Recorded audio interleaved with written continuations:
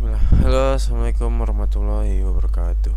Perkenalkan, nama saya Aldi Wibowo dari Lokal A2 dengan NPM 1840302060 akan menjelaskan apa itu transformator. Jadi transformator adalah perangkat listrik pasif yang mentransfer energi listrik dari satu rangkaian listrik ke yang lain atau beberapa rangkaian arus yang bervariasi. Dalam setiap kumparan transformator menghasilkan flux magnet yang bervariasi dalam inti transformator yang menginduksi gaya gerak listrik yang bervariasi pada kumparan lain yang melilit pada inti yang sama.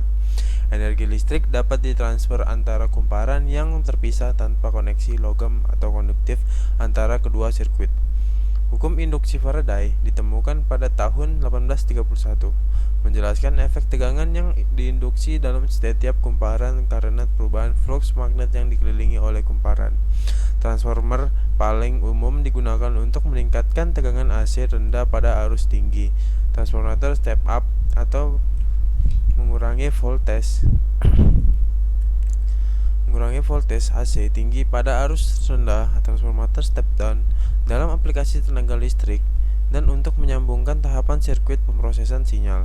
Transformer juga dapat digunakan untuk isolasi di mana tegangan sama dengan tegangan keluar dengan kumparan terpisah tidak terikat secara elektrik satu sama lain.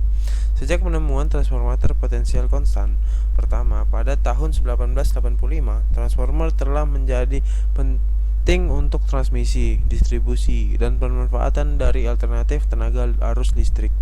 Berbagai macam desain transformator ditemukan dalam aplikasi daya elektronik dan listrik. Ukuran transformator berkisar dari transformer RF dengan volume kurang dari 1 cm3 hingga unit dengan berat ratusan ton yang digunakan untuk menghubungkan jaringan listrik. Prinsip kerja dari transformator.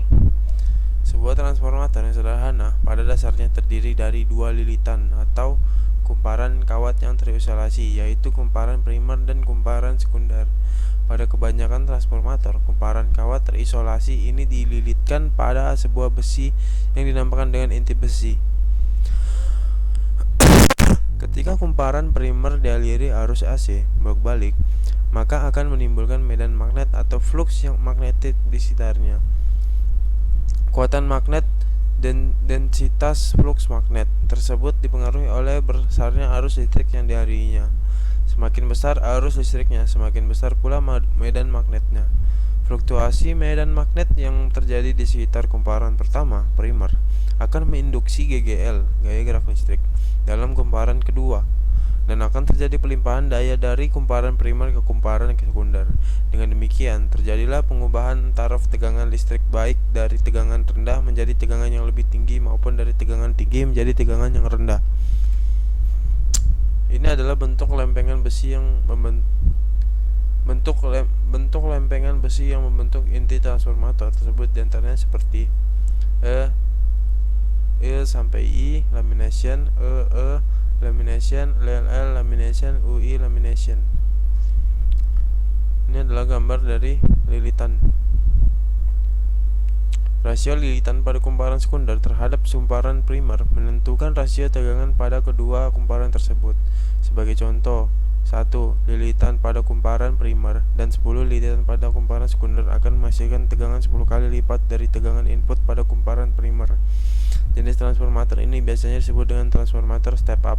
Sebaliknya, jika terdapat 10 lilitan pada kumparan primer dan 1 lilitan pada kumparan sekunder, maka tegangan yang dihasilkan oleh kumparan sekunder adalah 1/10 dari tegangan input pada kumparan primer. Transformator jenis ini disebut dengan transformator step down. Apa itu subtraktif dan additive polarity? Jika kumparan primer dan sekunder digulung berlawanan arah, polaritasnya aditif. Jika dililitkan ke arah yang sama, itu subtraktif.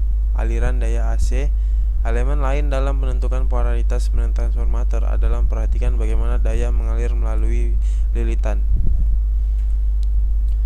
Ini adalah jenis-jenis transformator 3 fase: WYE, delta, delta, delta, WE, WYE, delta star atau WYE, interkoneksi star delta, interkoneksi star, star atau WYE. Sekian dari presentasi saya. Jika kurang dan lebihnya mohon dimaafkan. Wassalamualaikum warahmatullahi wabarakatuh.